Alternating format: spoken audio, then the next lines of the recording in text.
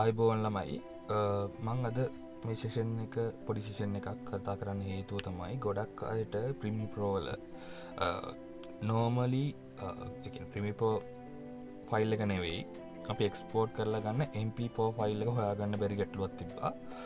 එතකොට ඒකට මම දැක්ක ගැටලු කිහිපයක් ළමයි ගැවිලා තියෙනවා. විශේෂයෙන්ම ගත්තාම මේ ගැටලුවක් එන්න එක හේතුවක් තමයි සාමාන්‍ය දැන් ප්‍රීමියර් ප්‍රෝ කියලා ගත්තට පස්සේ ලොකු හෙවි සොෆ්ට්වෙයාර් එකක්. අපි ඉලස්ට්‍රේටර් වයි ගත්තට පස්සේ ඒ වගේ පොඩි සොෆ්ට්වෙයාර් එකක් නෙවෙයි. ඉලස්ට්‍රේටර් පොඩි එකක් නෙවෙයි. ඒ වුණාට ඉලස්ට්‍රේටර් වඩා හෙවි ෆයිල්ස් තමයි. මොකද වීඩියෝස් එකනේ අපි ගනුදෙනු කරන්නේ. ඒතර වීඩියෝ විතරක් නෙවෙයි අපි ආත් එක ගනුදෙනු කරනවා ෆොටෝස් එන්න පුළුවන්, ඔඩියෝස් එන්න පුළුවන්. තව ට්‍රාන්ස්ලේෂන් වගේ දේවල් දැම්මම හෙවි ෆයිල් එකක් තමයි එළියට එන්නේ. එතකොට ළමයි මෙයාගේ ඇතුලේ අපි වැඩ කරද්දී මෙයාගේ සමහර විට ඔයාලා දැකලා ඇති ඔයාලා වැඩක් කර ඉද්දි ඔටෝ සේව් වෙනවනේ. එතකොට ඔටෝ සේව් වෙන තැන වෙනයි ඊට පස්සේ එක්ස්පෝර්ට් වෙන තැන වෙනයි. මොකද හේතුව එකම ෆයිල් එකට ඔය දෙක වෙන්න ගියොත් සමහර අයගේ ගැටලුවක් නැතුව එකම ෆයිල් එකට වෙනවා ඇති. මොකද ඒ කට්ටියගේ එයාලා දීලා තියෙන ලොකේෂන් එක ස්පේස් එකක් තියෙන හොඳ ලොකේෂන් එකක් නම් එයා එතනම සේව් කරගන්නවා. ඔයාගේ දීලා තියෙන ලොකේෂන් එකේ ස්පේස් එක අඩුයි කියලා හිතන්නකෝ.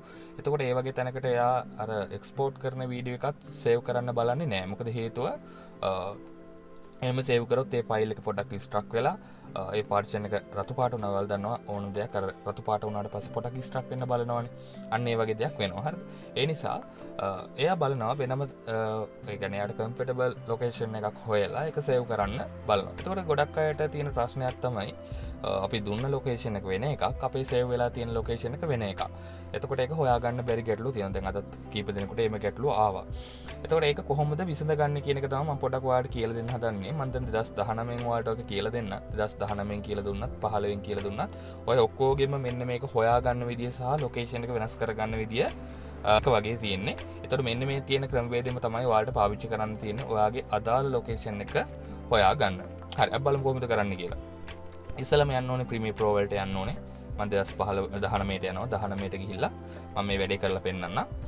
මෙන්න මේ විදිහට අපිට ලෝඩ් වෙනවා අපේ ප්‍රීමියර් ප්‍රෝ එක. ලෝඩ් වුණාට පස්සේ බලමු එතනින් පස්සේ මොනවද අපිට කරන්න තියෙන්නේ කියලා. හරි ලෝඩ් වෙන ගමන් තියෙන්නේ. මම ඕපන් කරගන්නම් අපි ගිය සතියේ ඔයාලට මතක ඇති ට්‍රාන්ස්ලේෂන් දාලා ලස්සන වීඩියෝ එකක් හැදුවා. ඒ වීඩියෝ එක මම මෙතෙන්ට ඕපන් කරගන්නවා. ඔන්න ඔය ලෝඩ් වෙන අපේ වෙල්කම් ස්ක්‍රීන් එක. මෙන්න මේ උඩම තියෙනවා. දැන් මම කලිනුත් මේක පාවිච්චි කරා. මෙන්න මේ තියෙනවා. ඒ වීඩියෝ එක. ඔයාලට මතක ඇති මේ වීඩියෝ එක ගැන මේක බලද්දිම මෙන්න මේ විදියට කරපු වීඩියෝ එකක් තමයි අපි එක්ස්පෝර්ට් කරේ ගිය සතියේ නේද? හරි. දැන් ඔයාලට මම අර කිව්ව මුලින්ම කියපු දේ තමයි මගෙත් වෙලා තියෙන්නේ. මගේ සාමාන්‍ය මම සේව් කරන්නේ මේ බලන්නකෝ. මෙන්න මේ විදියට ලොකේෂන් එකට තමයි මම සේව් කරන්නේ. මෙතන D එකේ Adobe Premiere Pro කියලා තියෙනවා. Day 4 නේ අපි මේ කතා කරේ. අන්න ඒ දවසේ තමයි මම මේක සේව් කරලා තියෙන්නේ. ඒතකොට දැන් මගේ සාමාන්‍ය විදියට මේක සේව් වෙන්නේ මම පොඩක් මිනිමයිස් කරලා පෙන්නන්නම්. මම මේක සේව් කරද්දී සාමාන්‍ය විදිහට මගේ මේක සේව් වෙන්නේ D පාර්ටිෂන් එකට නෙවෙයි වෙනත් පාර්ටිෂන් එකකට තමයි සේව් වෙන්නේ. දැන් උදාහරණයක් විදිහට ගත්තොත් මම ක්ලාස් එකේ මේක එක්ස්පෝර්ට් කරපු වීඩියෝ එක පෙන්නන්නම්. මෙන්න මේ මගේ D එකේ තමයි මේ හරියට අපි දුන්න ලොකේෂන් එක අනුව සේව් වෙන්න ඕන නම් මෙන්න මේකේ තමයි සේව් වෙන්න ඕන. මෙන්න මේ තියෙන Day 4 හරි එහෙම තමයි සේව් වෙන්න ඕන. දැන් ඔයාලට පේනවා ඇති මෙන්න මේ විදිහට Day 4 වල තියෙන ප්‍රීමියර් ප්‍රෝ ෆයිල් එක විතරයි මගේ තියෙන්නේ නේ. එතකොට මේකේ වෙනම දෙයක් තමයි මෙතන සේව් වෙලා තියෙන්නේ. එතකොට කොහොමද අපි දැන් මගේ හරියටම ගත්තොත් මෙන්න මෙයාගේ තමයි මේ i එකේ තමයි මෙන්න මෙතන i එකේ මේ ෆෝන් කියන එකේ තමයි මෙන්න මේ විදිහට මේ තියෙන සේව් වෙලා. ඔන්න ඔහොම තමයි සේව් වෙන්නේ. එතකොට අපි අර දෙන නමක්වත් මොකක්වත් මෙතෙන්ට අදාළ වෙන්නේ නැහැ. නිකම් මෙයාගේ ෆයිල් නම්බර් එකක් දාලා තමයි එයා සේව් වෙන්නේ. එතකොට අපිට ඔය නම ඒ දේවල් ඔක්කොම දාලා එතන සේව් කරන්න පුළුවන්. කොහොමද කරන්නේ? හරි ලේසි. ඔයා යන්න ඕනේ මෙන්න මෙතනින් එක්ස්පෝර්ට් වලට. අපි අර ඉගෙන ගත්ත එක්ස්පෝර්ට් වලට යන විදිහටම තමයි. මෙන්න මෙතන ෆයිල් වලට යනවා. ෆයිල් වලට ගිහිල්ලා මෙන්න මෙතනින් අපි යනවා එක්ස්පෝර්ට්. එක්ස්පෝර්ට් වලට ගිහිල්ලා මෙන්න මෙතනින් අපි යනවා මීඩියා වලට. නැත්තම් කන්ට්‍රෝල් M ගහලා කෙලින්ම යන්නත් පුළුවන්. මෙතන මීඩියා වලට ගියපුවාම ඔයාලට බලා ගන්න පුළුවන් මෙන්න මෙතන තියෙනවා output name කියලා කොටසක් තියෙනවා. ඔයාලට පේනවා ඇති මේ output name කියලා කොටසක් තියෙනවා. එතන ඔයාලට පේනවා ඇති මම හදාගත්ත වීඩියෝ එකේ නම්බර් එකක් තියෙනවා කියලා කිව්වේ. අන්න නම්බර් එකක් තියෙනවා. දැන් මම ඉස්සල් ලොකේෂන් එක වෙනස් කරපු නිසා දැන් කෙලින්ම මම මෙන්න මෙතෙන්ට ගියපුවාම මගේ ප්‍රීමියර් ප්‍රෝ ලොකේෂන් එක පෙන්නනවා. මේ බලන්න. දැන් මම කලින් තිබ්බේ මෙන්න මේ ලොකේෂන් එකේ. මෙන්න මේ ලොකේෂන් එකේ මේ ෆෝන් කියන එකේ තමයි මගේ මෙයාම සේව් වෙන්න තිබේ. ඔයාලට පේනවා ඇති මේ කලින් සේව් වෙලා තියෙන එතනටනේ. එතෙන්ටම තමයි සේව් වෙලා තියෙන්නේ. එතෙන්ටම තමයි මෙයාව සේව් වෙලා තියෙන්නේ. අපිට පුළුවන් මෙන්න මේ විදිහට හොඳට බලා ගන්න. මෙන්න මෙයාගේ උඩ ක්ලික් කරලා මෙන්න මෙහෙ ක්ලික් කරනවා. ක්ලික් කරලා ඉවරලා ඔයාට හොයාගන්න පුළුවන් ලොකේෂන් එකකට මෙන්න මෙයාව සේව් කරගන්න පුළුවන්. උදාහරණයක් විදිහට ගත්තොත් මම දැන් නිකන් ලොකේෂන් එක සිලෙක්ට් කරලා දෙන්නම්. මෙන්න මේ විදිහට ගිහිල්ලා Adobe Premiere Pro කියන එකේ එනම this PC ඉඳන් යන්න. බලන්නකො. හරි ඩෙස්ක්ටොප් එකට දෙමුකෝ. ඔන්න ඉතින් මම දැන් සිලෙක්ට් කරගන්නවා ඩෙස්ක්ටොප් එක. ඩෙස්ක්ටොප් එක සේව් කරලා සිලෙක්ට් කරලා ඉවරලා මම මෙන්න මෙතන මෙයාව රීනේම් කරනවා. මේ නම්බර් එක වෙනකොට අපිට රීනේම් කරන්න පුළුවන්. මම දාගන්නම්කෝ ඔයාලගේ day 4 වලින් මේ කතා කරේ. මම මේක day 4 කියලා දාගන්නවා. හරි day 4 කියලා දාලා මෙන්න මෙතනින් සේව් කරනවා. බලන්නකො. ඊට පස්සේ සේව් කරලා මෙන්න මෙතනින් ඔයාලට පුළුවන් එක්ස්පෝර්ට් කියන එක ක්ලික් කරන්න. ගොඩක් අය මම දැක්කා එක්ස්පෝර්ට් කියන එක පෙන්වන්නේ නැහැ කියලා කිව්වා. එතකොට එක්ස්පෝර්ට් පෙන්වන්නේ නැති එක හේතුවක් තමයි ඔයාගේ මෙන්න මේ තියෙන ස්ක්‍රීන් එක ලොකු වෙලා ඇති. ඒ කියන්නේ ස්ක්‍රීන් එක මේ අල රෙසලූෂන් එකක් කියලා එකක් අහනවනේ. එතකොට කම්පියුටර් එකේ රෙසලූෂන් එක සාමාන්‍ය 100%ක් වගේ තමයි තියෙන්න ඕනේ. සමහර අයගේ ස්කේල් එක වැඩි වෙලා ඇති. එතකොට තමයි මේවා ලොකුවට පෙන්වන්නේ. එතකොට ඔයාලට මෙන්න මේ පහළ දේවල් ටික පේන්නේ නැති වෙයි. එතකොට ඔයාලට මේ පැත්තිෙන් උනත් මේක කුඩා කරගන්න පුළුවන්. මෙන්න මෙහෙන් කුඩා කරගන්න පුළුවන්.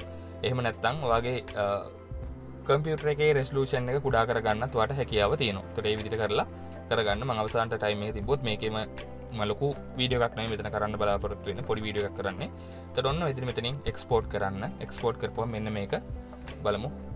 ඔන්න රෙන්ඩරින් කියලා වැටෙනවා. දැන් මෙන්න මේ විදිහට මේක එක්ස්පෝර්ට් වෙනවා. ටික වෙලාවක් ගියයි. මොකද විනාඩි දෙකක් පෙන්නනවා මේක. ඔයාලා එදත් දැක්කා. ක්ලාස් එකෙත් මේක ටික වෙලාවක් ගියා මේක එක්ස්පෝර්ට් වෙන්න. හරි. අපි දැන් මේක බලමු එක්ස්පෝර්ට් වුණාට පස්සේ.